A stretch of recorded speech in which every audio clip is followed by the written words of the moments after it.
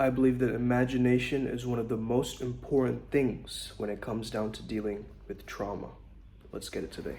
Yeah, I'm inspired. I'm inspired. Hey, what up? This is TK. I am a IMC Nation beaded warrior fighting monk. I'm a clarity coach, and I served in the Air Force National Guard. And this is my video review for Alejandro and Script's writing reality class. Oh my god. All I know is that I have been telling myself the wrong story for 38 years. And now I finally took this class where I can understand where I was coming from in the past, and now I can create the life that I want to live, my reality for the future. And I had such a profound first 2-on-1 coaching call with him last night that I was able to reconnect with my inner child. So I give you guys infinity stars. Thank you, you're welcome, and keep showing up. Hey there guys, how's it going? My name is Sumit Chatterjee from the Flow Zone Academy, and I'm a flow state coach, which means that I help you feel better and perform better. Today we're talking all about trauma and how imagination is one of the things that we need to work on if we are to ever tackle our past traumatic memories or different things that have gone wrong in the past, the unhelpful portals that we've walked through, right? So the way I think about it is trauma switches up the plot, right?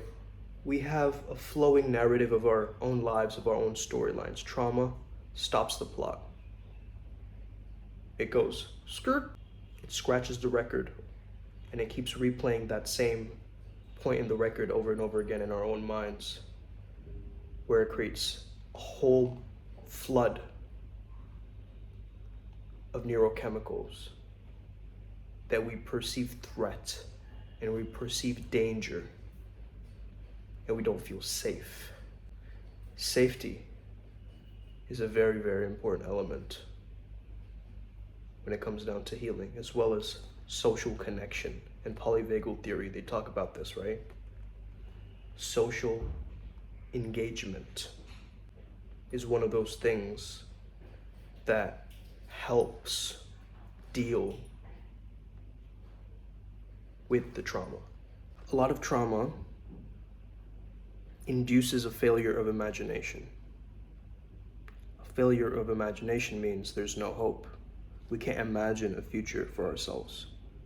We can't create a list of goals that we can actually visualize because the memory is so sharp, it has such a strong emotional charge that that's the only thing that keeps repeating and repeating. When you've experienced any kind of trauma, it's important that you meet with other people who have gone through a similar trauma.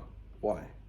Because oftentimes when you have a trauma, the world feels split. There's people who know and people who don't know. That's at least how it feels. They're insiders and outsiders. You need to find some insiders. You need to find people who have gone through a similar experience to you so you can share and evolve and grow together in community and tribe.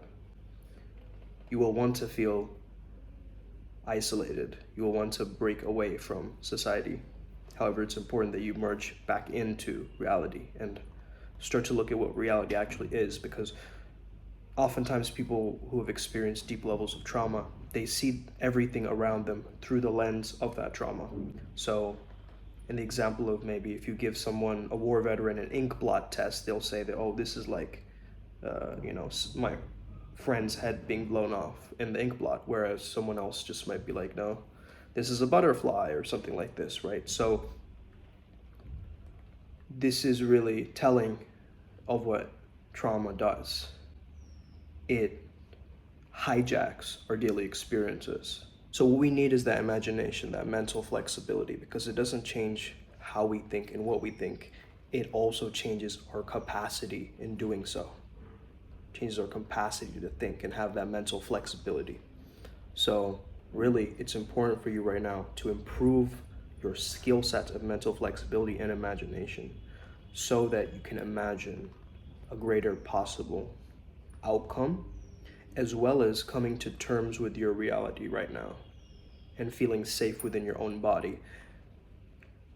Teaching your body that the danger has passed. A lot of people with traumas report nightmares as well as feeling very dead inside or numb, right? It's like almost like they're living through a glass wall. They're emotionally distant because they don't want to face certain things. They don't want to confront those memories again. People might also think that, oh, because I'm removing this memory, I'm also removing the memories of my friends.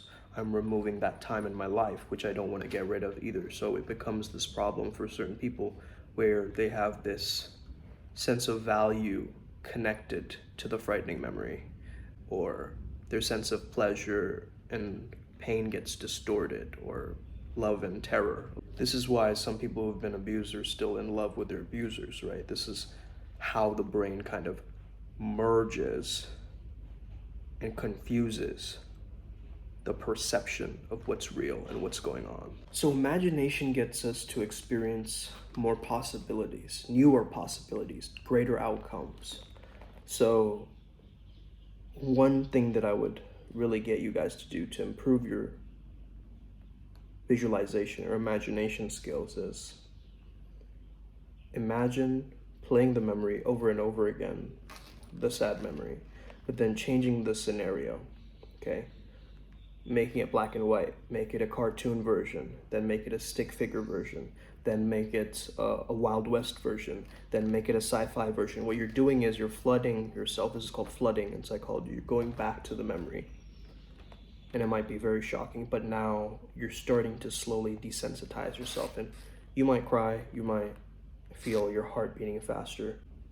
If you're really having trouble with this, do this with a practitioner or someone who can guide you through this process of neuro-linguistic programming technique, and replay that memory like you're playing a movie, but you have the remote control in your hands now, and you're able to replay it in a sense where now you're changing the scenario around and you're getting yourself to experience that memory from different perspectives, from different lenses, which is improving your imagination skills, okay? What if everything was cardboard in that scenario? Could you imagine that? Could you really imagine that memory of your breakup, but now everybody is stick figures? You get what I'm saying? So that's one way to do it. Another way to do it is watch movies or things with your eyes closed or blindfolded. This is a very great technique that you can really apply very easily that improves your imagination. So I'm possibly gonna make this into an Instagram reel as well, because I think these techniques are very helpful. But I think that obviously trauma is very complex. You can't just do these techniques and heal. You need to work with a practitioner. You need to do some group therapy and support yourself through the process of really finding that safety within your body and your mind again. Because it's psychophysiological, man. It's your mind and your body are interwoven in that experience. I've been reading this book called The Body Keeps Score, and that's where, from the first chapter, I got a lot of these instances and understandings for this video. So yeah, I just want to urge you guys to find the resources that are out there and make yourself stronger each and every day. Make yourself better each and every day, you know. That's all we can do is work on ourselves to the level where we're really leaning into the best version of ourselves each and every day. We're putting deposit into the bank account and making ourselves stronger, okay? Have an amazing day. May the flow be with you and stay legendary. Let's get it today, all right? Boom.